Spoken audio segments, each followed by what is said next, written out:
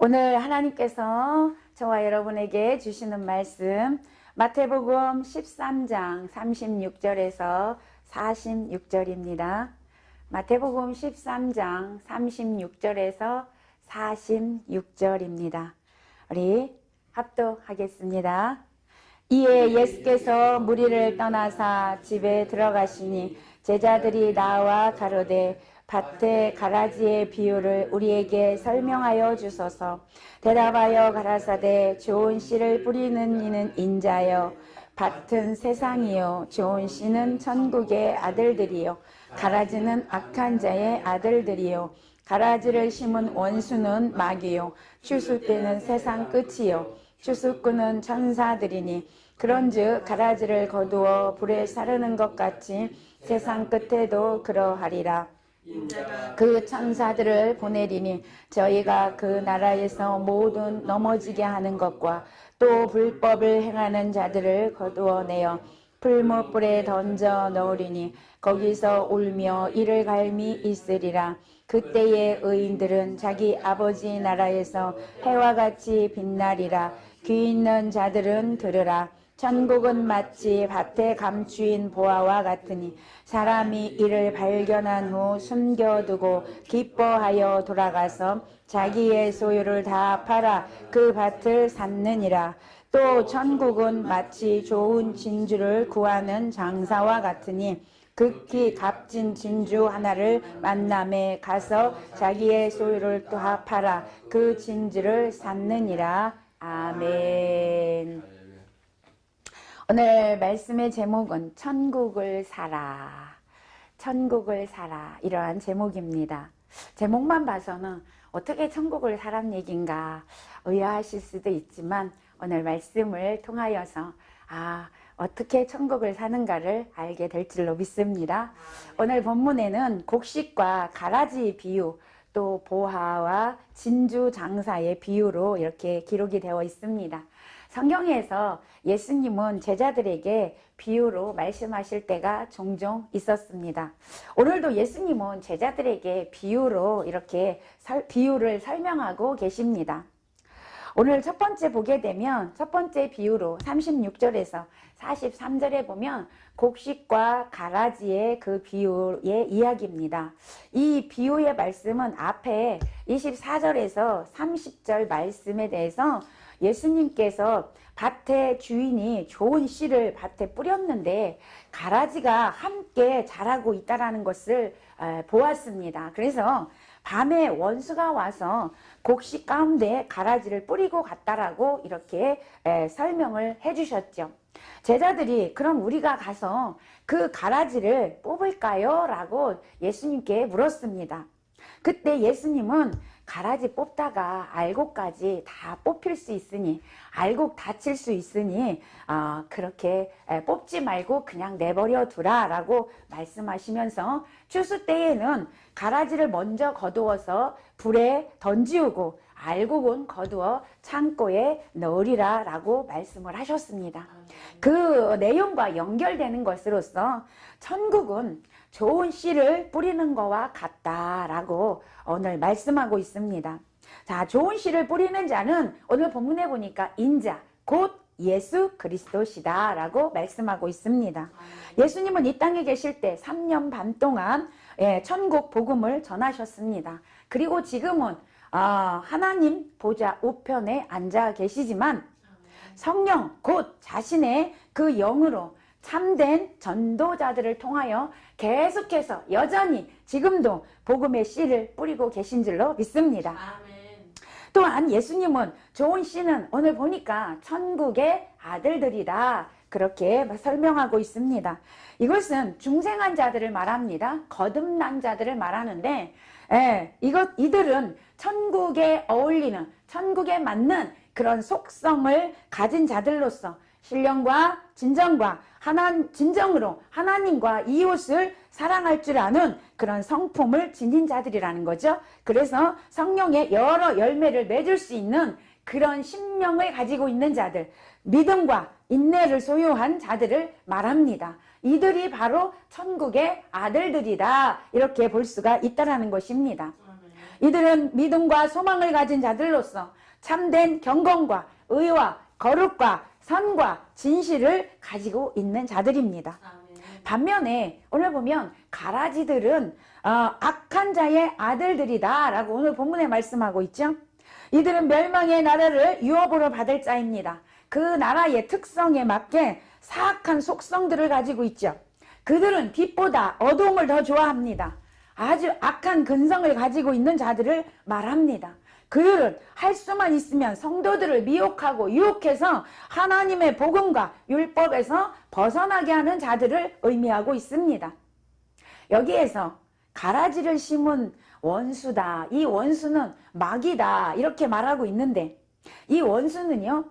에크드로스라고 하는데 대적자를 뜻하는 말이고요. 불화, 이간, 분리를 가리키는 말에 에크드라에서 유래된 말입니다. 그래서 이 원수는 분리되어 나온 자 이런 뜻이 있습니다. 자, 마귀를 가리키는 말 디아볼로스라고 하는데 그 디아볼로스는 사이에를 뜻하는 디아와 밀어 넣다, 끼어 넣다, 던지다 이런 뜻을 갖고 있는 발로의 합성어입니다. 그래서 거기에서 유래된 말로서 중상하는 자, 모략하는 자, 비방하는 자, 거짓 고소하는 자 이런 뜻이 있습니다. 그러니까 마귀라는 말은 하나님 앞에서 사람을 비방하는 그런 행위, 하나님과 사람 사이에 불화를 조성하는 그런 행위를 하는 것을 말합니다. 그러니까 오늘날 우리 가정에, 교회에, 사회에 어떻게 해요? 불화를 일으키고 분리를 일으키고 고소하고 비방하고 이게 다 누구 짓이냐? 마귀 짓이라는 거죠. 사람이 하는 것 같으나 그 사람 속에서 조종하는 마귀가 그렇게 하고 있다는 것입니다. 그래서 이들은 악의 영향력을 가지고 세상의 그 악을 다 퍼뜨려서 세상을 다 망하게 하기 위해서 역사하는 영이다 라고 볼 수가 있다는 것입니다. 그리고 오늘 본문에 보면 밭은 세상이다. 또 이렇게 예수님께서 다 풀어서 말씀하여 주고 있습니다. 이처럼 복음은 온 세상에 두루 뿌려지고 있다는 거죠. 오늘도 이 LGS 방송을 통하여 하나님의 말씀이 온 세상에 뿌려지고 있는 줄로 믿습니다. 아멘. 이렇게 뿌려진 이 씨들은 하나님의 말씀, 곧 복음, 이 씨들이 뿌려진 곳이 모여서 교회가 되어지고 있습니다. 아멘. 그런데 이 교회에는 오늘 예수님이 말씀한 것처럼 교회는 순결해야 되고 교회는 깨끗해야 되고 왜냐하면 예수님이 주인이시기 때문에. 그런데 오늘 본문에서도 예수님이 말씀하셨어요. 그렇게 깨끗하고 정말 아름다워야 할 교회지만 그곳에도 뭐래요? 좋은 씨가 있고 나쁜 씨가 있대요. 그러니까 거기에도 뭐라고 말씀합니까? 가라지가 거기에 있다라는 거죠. 왜요? 이 땅의 교회는 완전하지가 못합니다. 그렇다고 복음이 완전하지 않다는 얘기는 아닙니다. 복음은 완전합니다. 예수님은 완전합니다. 그러나 이 세상이 아까도 말했듯이 이 마귀가 자꾸만 복음이 아닌 것을 뿌려놓기 때문에 가라지를 뿌려놓기 때문에 완전하지 않다라는 거죠. 자, 그래서 완전한 교회는 영원한 천국에서 가능합니다. 아멘. 천국에서 완전한 교회가 가능하다라는 거죠. 그래서 예수님도 세상 끝날까지 교회 안에는 곡식과 가라지가 있을 것이다 라고 말씀하시고요. 예수님이 나중에 재림하여 오실 때에도 예수님 뭐라고 말씀하시냐면 양과 염소를 가르시겠다라고 말씀합니다. 그래서 양은 천국으로 데려가고 염소는 지옥에 가게 됩니다. 그만큼 교회 안에는 양과 염소가 같이 공존하고 있다는 거예요. 왜요? 이 세상이 그렇기 때문에 그렇습니다. 그래서 그렇다고 해서 우리가 교회가 완전하지 않다고 해서 낙심하거나 좌절할 필요는 없습니다. 우리 주님이 다시 이 땅에 오실 때 다 그것이 해결될 것이기 때문에 그렇습니다. 우리는 우리가 해야 할 일은 뭐냐? 오직 자신의 거듭남을 위해서, 나의 구원을 이루어가기 위해서 열심으로 주님을 섬기고 기도하고 말씀 보고 또 하나님 말씀에 순종함으로 우리의 신앙이 장성한 분량에 이르도록 우리가 계속해서 나아가고, 그렇지 않은 자들은 또 그렇게 되기 위해서 우리가 기도해지고 서로 협력해지고 사랑해지고 인내하고 이해하고 이래서 같이 갈 수 있는 그런 은혜가 있으시기를 축복합니다. 자, 오늘 두 번째, 보화와 진주 장사의 비유를 말씀하고 있습니다. 자, 44절에서 46절의 말씀인데요. 오늘 보화 비유와 진주 장사의 비유는 천국의 존귀함을 상징하는 거예요. 보화는 존귀함을 상징하죠. 귀한 걸 상징합니다. 귀한 걸 보화라고 합니다. 그래서 영원한 천국은 우리가 모든 소유를 다 팔아도 살 수 없을 정도의 가치가 있는 나라이고 가치가 있는 생명이다. 이것을 가르쳐 주시고 있다는 것이죠. 오늘 본문을 통해서. 자, 보화는요, 두 가지 측면으로 볼 수가 있습니다. 첫 번째, 하나님께서는 하나님의 백성을 보화로 여기시고 존귀하게 보신다. 아멘. 아멘. 하나님이 선택한 천국 백성, 그 천국 백성들은 밭에 감추인 보화 같고 극히 값진 진주와 같다. 오늘 본문에서 말씀합니다. 여러분, 출애굽기 28장에 보면 제사장의 옷에 대해서 기록을 하고 있는데요. 제사장의 옷은 이제 그 어깨에 흉배에 가슴에 이제 그 흉배를 달았는데 거기에 12보석을 새기게 되어 있습니다.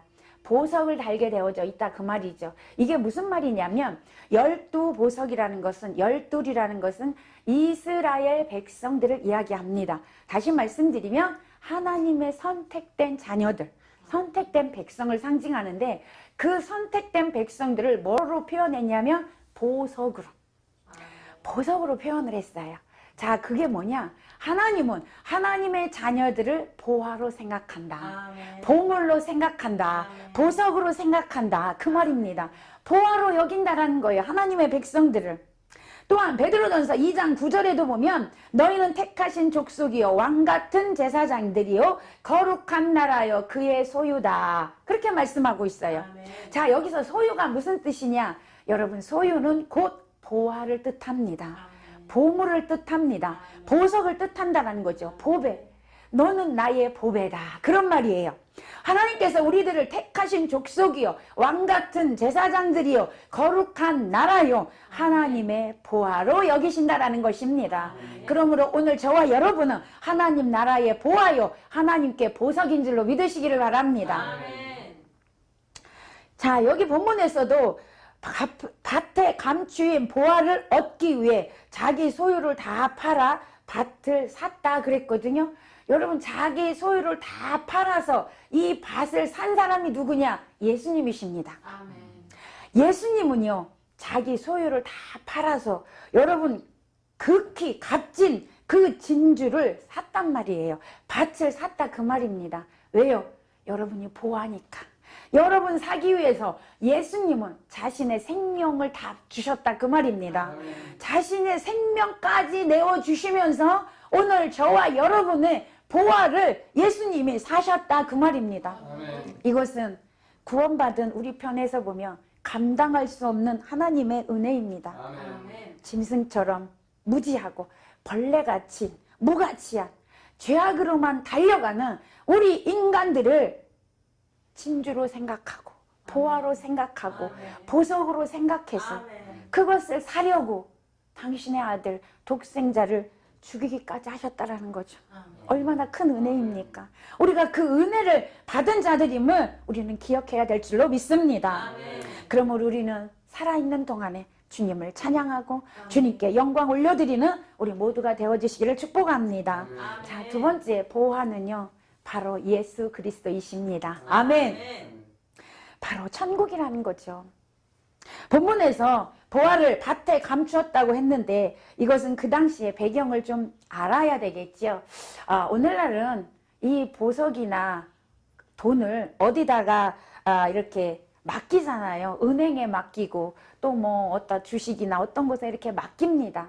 그래서 이익을 얻게 하지만 그 당시에는 이런 은행이나 이런 것들이 없었습니다. 그러다 보니까 약탈이 심해져. 더군다나 그 당시에 집은 오늘날 우리 이런 집이 아니고 흙으로 지은 집이기 때문에 얼마든지 또 담도 그렇게 튼튼하지 않기 때문에 이런 도둑, 약탈이 심했습니다. 그러다 보니까 이 보화를 감출 곳이 없는 거예요.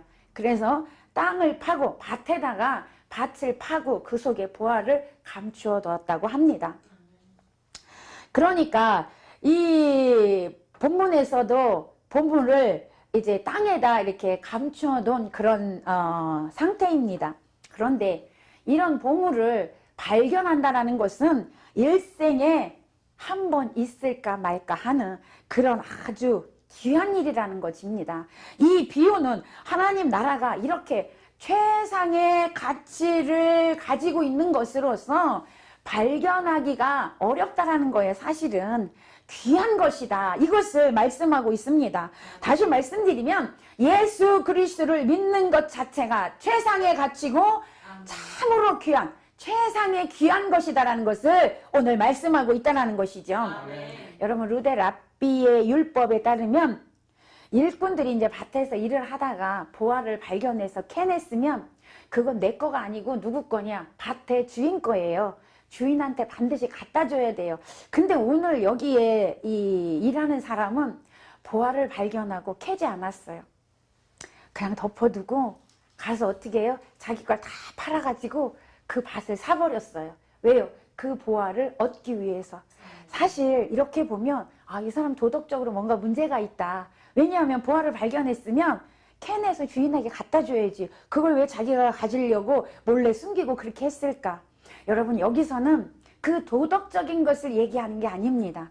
그 보화를 얻기 위해서, 보화가 무엇이냐, 그걸 얻기 위해서 이 사람이 어떻게 했느냐, 이것을 하나님은 우리에게 말씀해 주고 싶으신 거죠.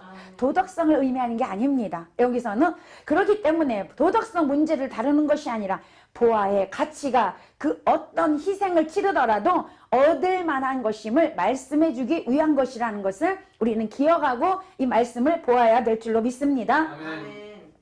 그 사람은 모든 희생을 감수하고 그 밭을 소유함으로써 결국에 그 자신이 치른 대가보다 엄청난 그런 이익을 얻게 되었다는 것이죠.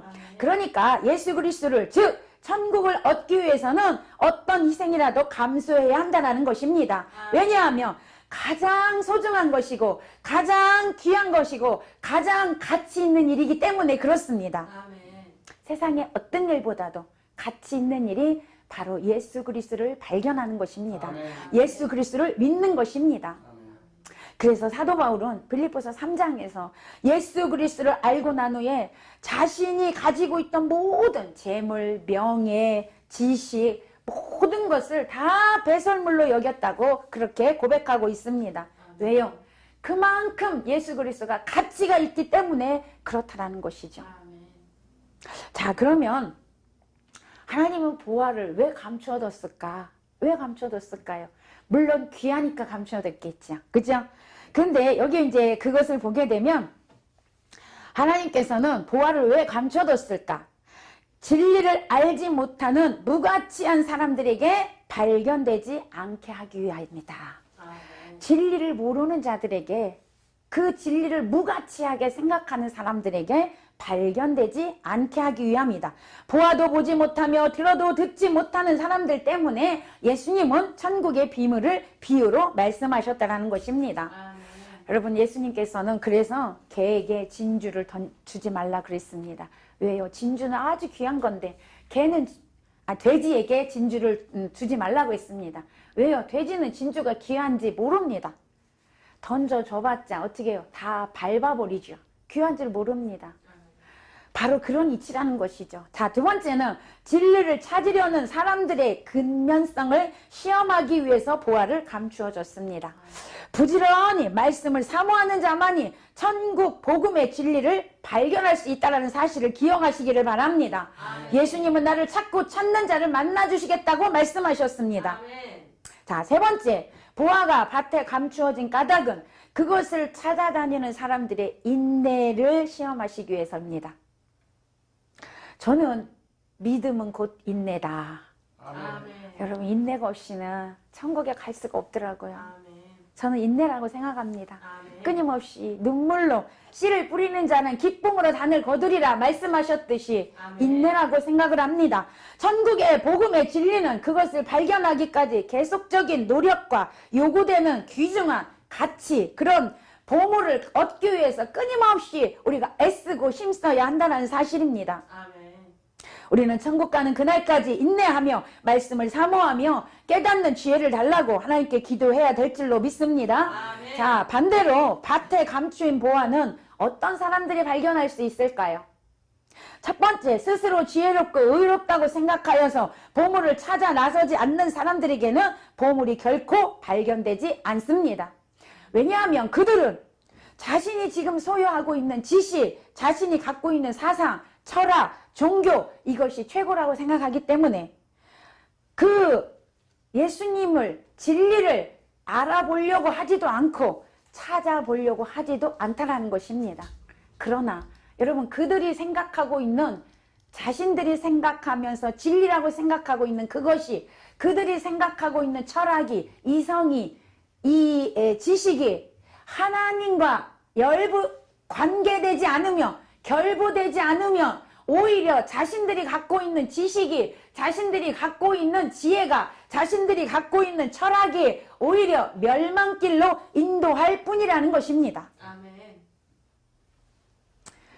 두 번째, 보화는 진리에 대해서 아예 무관심하거나 감각적인 쾌락을 따라 사는 사람들에게는 감추어져 있다는 사실입니다. 아멘.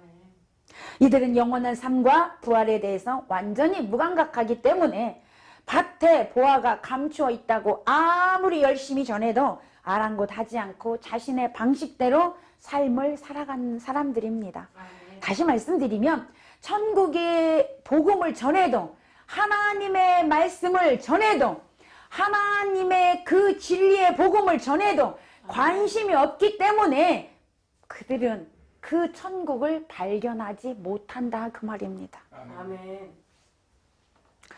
보화는 예수 그리스도 안에서 참 생명을 찾으려는 자에게는 너무나도 쉽게 발견될 수 있는 일상 속에 감추어져 있다는 사실을 기억하시기 바랍니다. 아멘. 보화는 최고의 가치를 지닌 것을 상징하죠. 사람에게 있어서 추구되는 가치는 사람마다 다 다를 것입니다. 어떤 사람은 이것이 보화고, 어떤 사람은 물질이 보화고, 어떤 사람은 보석이 보화고, 어떤 사람은 지식이 보화고, 어떤 사람은 명예가 보화일 것입니다.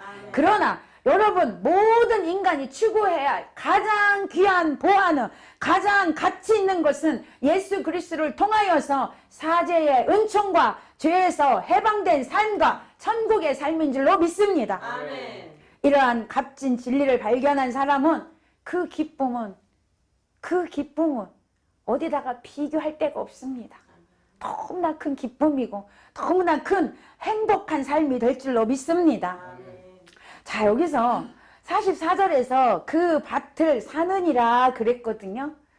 저는 이것을 보면서 성경에서 무엇을 산다라는 것이 두 가지가 나오더라고요. 첫 번째는 뭐냐면 이사야 55장 1절에서 돈 없이 값 없이 와서 살아, 이런 말씀을 하세요. 너희 모든 목마른 자들아 물로 나아오라. 돈 없는 자도 오라. 너희는 와서 사 먹되 돈 없이 값 없이 와서 포도주와 젖을 사라. 이렇게 말씀하고 있습니다. 아멘. 자, 두 번째는 오늘 본문에서 모든 소유를 다 투자해서 사라는 거예요. 아멘. 자, 첫 번째는 돈도 필요 없고 아무것도 필요 없다. 그냥 와서 살아. 그죠? 여기서는 어떻게 해요? 너가 가지고 있는 모든 것 다 투자해라. 이렇게 두 가지를 말씀하고 있더라고요. 뭐가 상반된 의미가 있는 것처럼 보입니다. 그러나 이건 연결된 거라고 저는 봤습니다. 자, 이것이 뭘까? 저는 이 말씀을 묵상하면서 천국을 얻기 위해서 어떻게 해야 되는가를 예수님이 보여주셨다라고 저는 생각을 했습니다. 이사야 말씀은 우리가 구원을 얻을 때의 상황이다. 자, 구원을 얻을 때 우리가 뭐 돈 냈나요? 우리가 뭐 했습니까? 아무것도 안 했습니다. 구원을 얻는 것은 하나님의 은혜. 물론 하나님 편에 볼 때는 예수님을 십자가에 죽기까지 한 엄청난 대가 지불을 한 거죠. 그러나 우리 편에서 볼 때는 아무것도 안 들었어요. 아무것도 안 했습니다. 그냥 오기만 하면 된대요. 아멘. 그냥 와서 예수만 믿으면, 아멘. 예수만 믿으면 너의 뭐 아무것도 필요 없다. 여러분 만약에 야 이제 구원을 줄 터인데 1억씩 갖고 와라. 그러면 예수 믿을 사람 몇 명 될까요? 저는 못 믿을 거예요. 저는 구원 못 받을 거예요. 왜요? 1억이 없으니까요. 그런데 하나님은 그거 다 필요 없대요. 아무것도 필요 없대. 돈 없이 값 없이 와서 천국을 사래요. 할렐루야. 구원을 얻으래요. 그 말씀을 하고 있다는 사실입니다. 그래서 하나님께서 우리에게 구원을 주시는데 어떤 것도 원하지 않는다. 이사야 55장 1절의 말씀이 바로 그 말씀이라고 저는 생각을 했습니다. 왜냐하면 예수님이 이미 다 지불하셨기 때문에 그렇습니다. 그래서 구원을 받고자 하는 자는, 구원을 얻고자 하는 자는 예수님 앞으로 오기만 하면 됩니다. 아멘. 오늘 교회로 오시기만 하면 됩니다. 구원을 얻고자 하는 마음이 있다라며, 천국에 관심이 있다라며 하나님께로 오기만 하면 된다라는 것입니다. 그러면 구원을 주시겠다라고 약속하고 있죠. 자, 그러면 이 오늘 본문의 말씀은 네 소유를 다 팔아서 살아. 저는 이 말씀, 여러분 우리가 구원을 얻기 위해서 바울 사도도 그랬습니다. 천국 갈 때까지 구원을 이루어 가라. 근데 이것을 잘못 해석하면 천국은 어떤 내 노력으로 가게 되나? 내 어떤 행위로 가게 되나? 이렇게 생각할 수도 있습니다. 그러나 천국은 아까도 말씀했지만 하나님이 다 이루어 놓으신 것이고 우리에게 거저 주신 것이죠. 믿기만 하면 됩니다.